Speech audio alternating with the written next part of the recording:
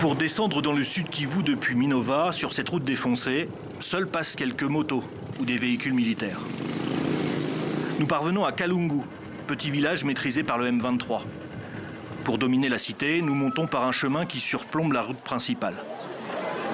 Le M23 est présent en grand nombre. Ce camion dépose des troupes. Et durant notre tournage, 5 véhicules comme celui-ci ont descendu des soldats, environ 150 au bas mot. À Kalungu, ils stationnent depuis 2-3 semaines, nous révèle un gradé. Ce petit campement a été installé en contrebas d'une maison occupée. Dans le village, il nous est interdit de filmer ou de questionner les hommes du M23. Notre présence est tout juste tolérée. Cette femme est la chef de centre. Même prendre quelques images d'elle pose souci aux militaires. Elle loge les soldats.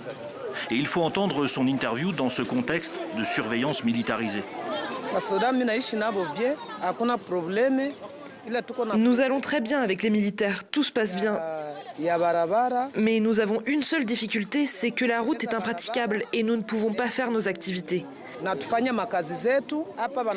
Ils viennent de passer 3 semaines ici. Il n'y a aucun problème avec la population. Un peu plus loin, un homme accepte de nous parler après le départ des groupes de soldats. Nous parlons avec eux, nous conversons avec eux sans problème.